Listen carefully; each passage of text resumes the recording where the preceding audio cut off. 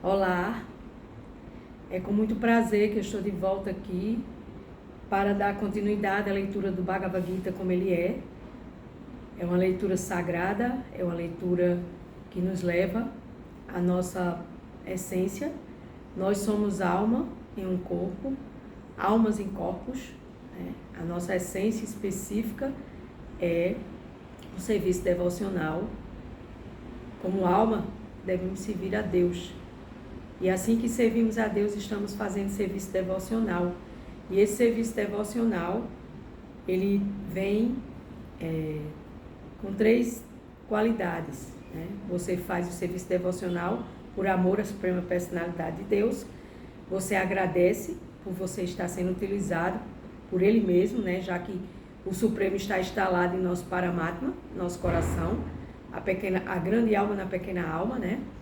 E pela própria, o amor, gratidão e a servidão, ou seja, o serviço, né? Nós estamos aqui neste planeta para servir de qualquer forma, com consciência ou não de servir a Deus.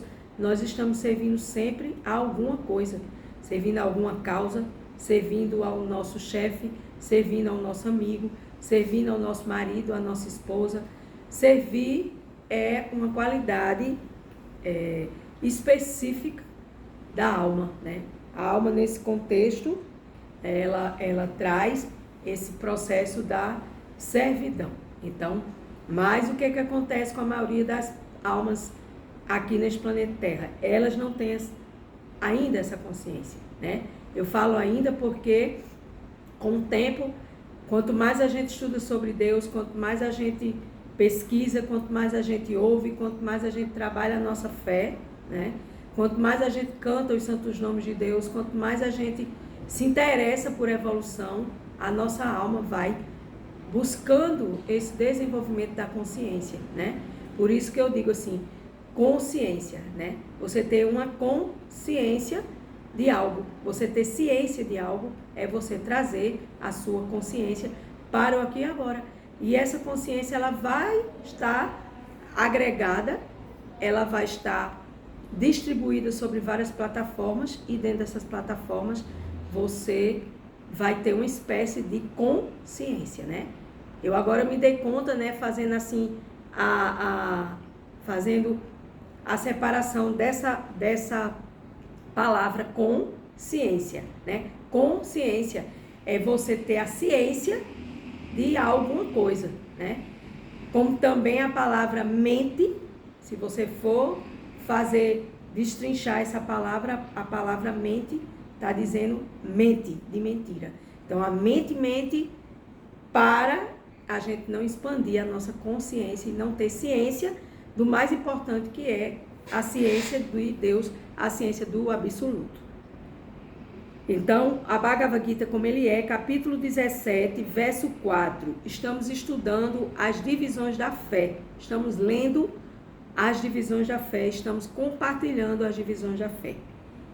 As classes de fé e os diferentes tipos de adorações.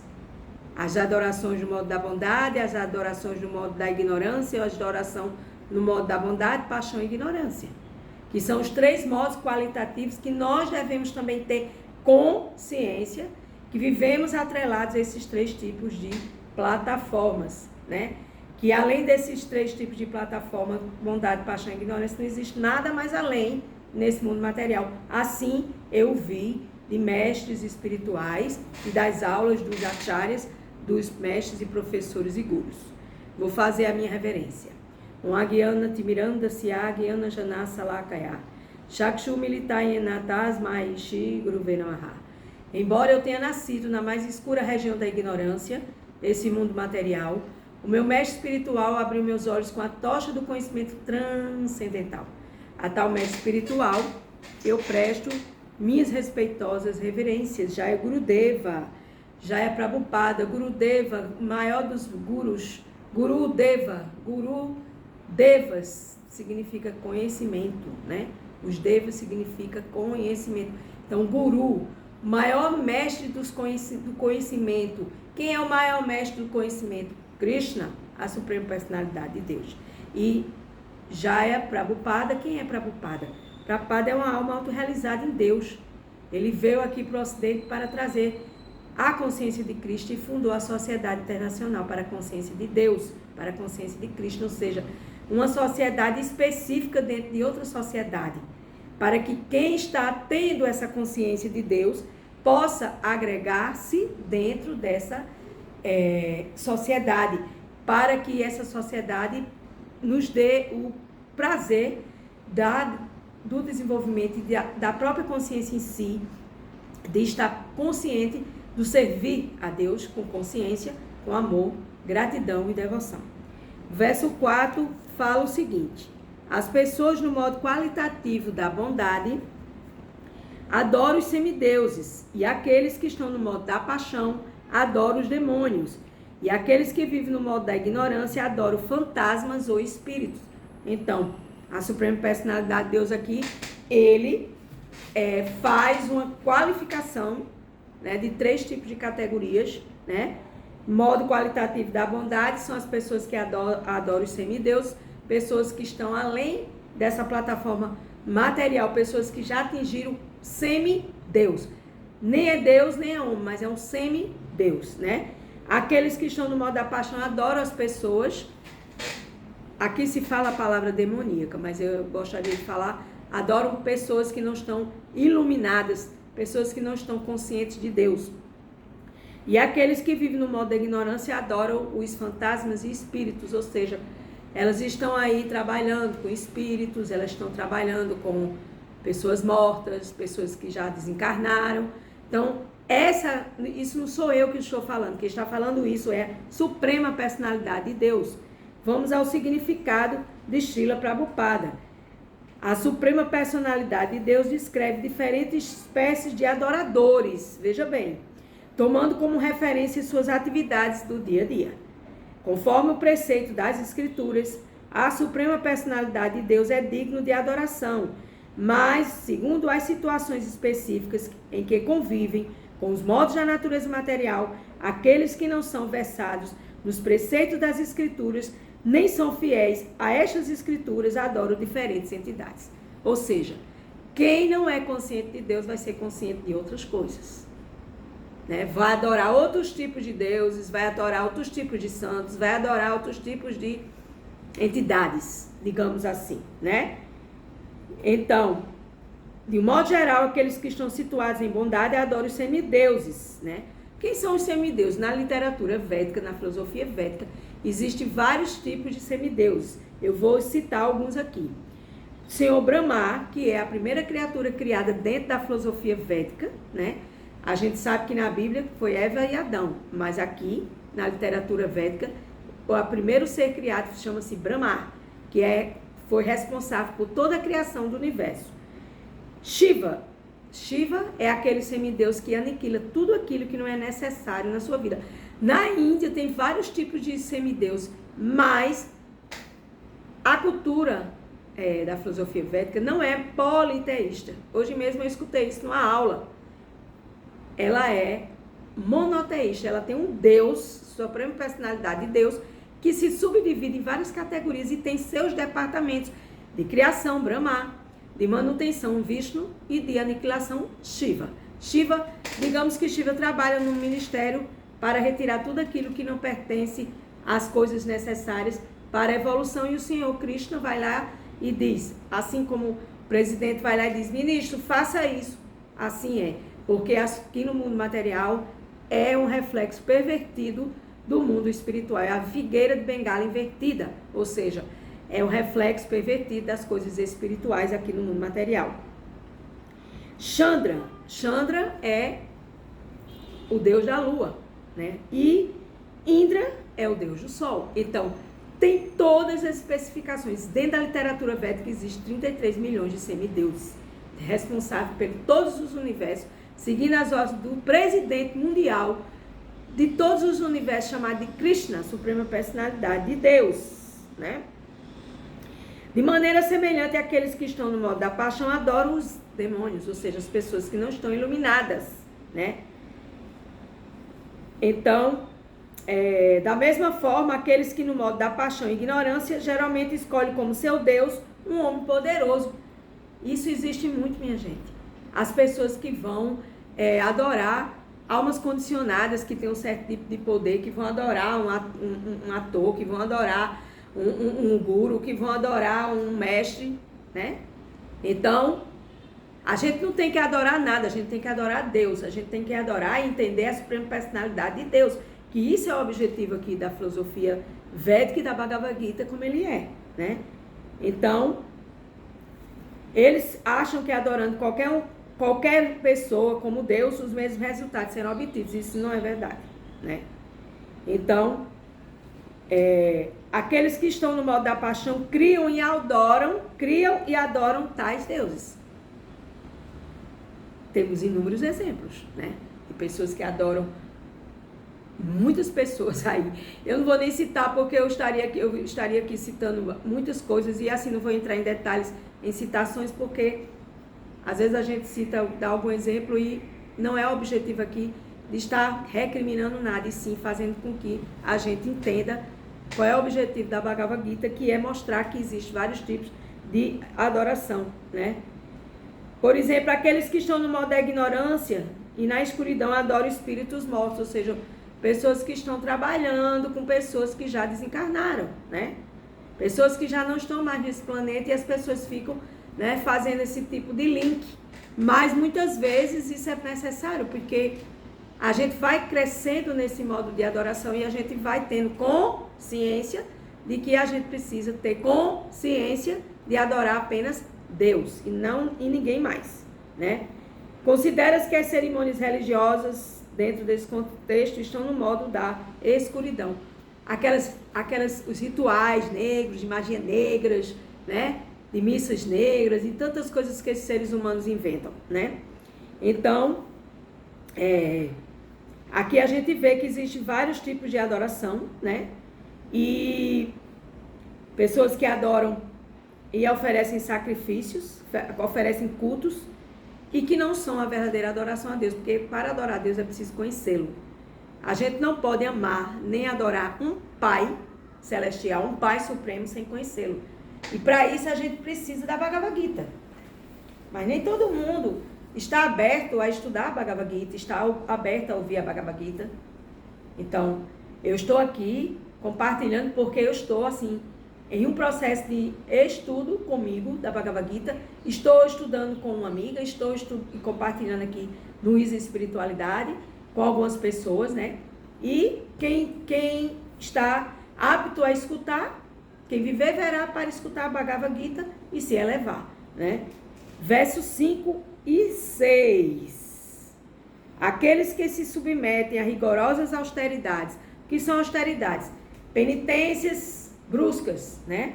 Penitências vou fazer aquilo que não é para ser feito de uma forma que venha a trazer danos aos seus corpos físicos. Por exemplo, pessoas que se chicoteiam, pessoas que infringem algumas promessas, que ficam sem comer, que fazem greve de fome e por aí se vai. Isso chama-se rigorosas austeridades. E penitências não recomendadas nas escrituras, que não estão nas escrituras, executando-as por orgulho e egoísmo, que são impelidos pela luxúria e pelo apego, que são tolos e que torturam os elementos materiais do corpo, bem como a superalma que está no coração, que mora no interior deste coração, devem ser conhecidos como demônios, pessoas não iluminadas. Lembre-se, qualidades demoníacas, qualidades divinas e qualidades não divinas. Então, pessoas que não são divinos cometem esses tipos de austeridades que vão trazer torturas para o corpo físico, com ritos e rituais que não te levam a nenhum lugar, né? Porque o que te leva a algum lugar é você conhecer a suprema personalidade de Deus e saber que Deus é uma pessoa, né? Significado Srila Prabhupada.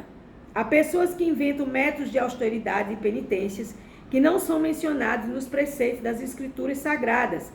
Por exemplo, jejuar com algum propósito subjacente, promover um fim puramente político, não consta nas instruções das escrituras sagradas. As escrituras recomendam-se que se jejue para obter avanço espiritual. e não com algum fim político ou propósito social. Então, tudo que as escrituras recomendam é para a elevação da sua alma, e não para fins lucrativos, fins materialísticos, né? Fins de trocas de eu faço isso porque eu vou receber isso, né? Eu vou fazer uma promessa porque eu vou receber isso na promessa, tipo isso, mais ou menos, né? Segundo o Bhagavad Gita, as pessoas que adotam essas austeridades, na certa, não são iluminadas. Seus atos vão de encontro aos preceitos das escrituras e não são benéficos para o povo em geral. Eles agem por orgulho, falso ego, luxúria e apego ao prazer da matéria. Sempre fazendo, vamos fazer isso, por exemplo, uma alma condicionada funda uma seita e ela vai colocar milhões de pessoas ali dentro e as pessoas vão entrar nessa seita, milhões não, algumas vão entrar nessa seita e ali ele vai dominar e vai querer dinheiro delas e vai querer que elas paguem por tudo. Então isso está escrito no Bhagavad Gita? Não, então não é recomendado. A gente tem que entender que a gente tem que fazer o que está recomendado aqui na Bhagavad Gita, né? Então, continuando a leitura. O homem demoníaco pode pensar que com estes métodos não iluminados conseguem forçar seu inimigo ou outras facções a curvarem-se a seus desejos, mas às vezes ele acaba morrendo por causa desse jejum. Lei da ação e da reação, né? Esses atos não são aprovados pela Suprema Personalidade de Deus, que diz que quem se dedica a tais atividades não são pessoas iluminadas, não são pessoas conscientes de Deus, não são pessoas conscientes de Krishna.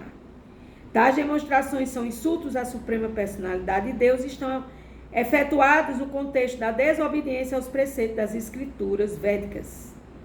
Pessoas com a mente equilibrada devem obedecer aos preceitos das escrituras. Pessoas com a mente equilibrada devem obedecer aos preceitos das escrituras autorizadas, porque existem escrituras desautorizadas neste mundo material. Aqueles que não estão nesta posição negligenciam as escrituras e desobedecem essas escrituras, inventando seu próprio método de austeridades e penitência. Ou seja, eu fundo uma seita e eu vou inventar meus métodos para que os meus servos, os meus discípulos, eles façam determinados tipos de penitência. Quem sou eu? Ninguém, né? Não existe essa coisa de seita, não existe. Existe a Suprema Personalidade de Deus, existe a gente servir a Deus com amor, devoção e gratidão, para que a nossa alma se eleve. Isso é o caminho mais limpo, é o caminho mais verdadeiro, é o caminho iluminado, é o caminho autorizado, né?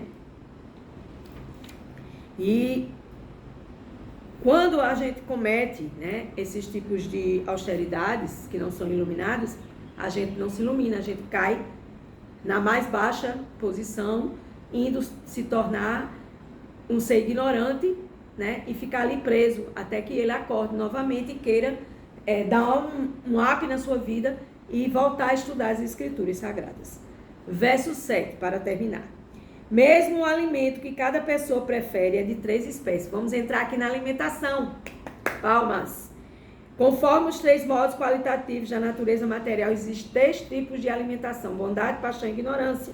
O mesmo se aplica aos sacrifícios, às austeridades e à caridade. Então, tudo que a gente for ler, que a gente for estudar aqui na Bhagavad Gita, vai estar situado nos 3 modos qualitativos da natureza material, que é bondade, paixão e ignorância. O que vai? Alimentação, austeridades, caridades, sacrifício. E aí a personalidade de Deus, Krishna, diz: agora ouve, enquanto falo sobre as distinções que há entre eles. Então vamos ouvir. E vamos não só ouvir, vamos mudar a nossa concepção. Vamos ter consciência deste alimento espiritual que está nos chegando através da leitura da Bhagavad Gita, né? Então, Srila Prabhupada diz: no que se refere às diferentes situações encontradas nos modos qualitativos da natureza material, há diferentes alimentos que se comem, diferentes maneiras de executar sacrifícios, austeridades e obras de caridade. Até a caridade também entra na bondade, paixão e ignorância. Eles nem sempre estão no mesmo nível. Aqueles que podem compreender e analisar essas atividades e os modos da natureza material em que elas se encaixam são sábios de verdade. Então você dá um clique e perceber rapidamente aonde está situado o alimento, a alimentação, a caridade, a austeridade, a bondade, né? A bondade não, os sacrifícios, né? Sacrifícios, austeridades, caridade e também a alimentação, né? Então, ele fala aqui, Srila Prabhupada continua.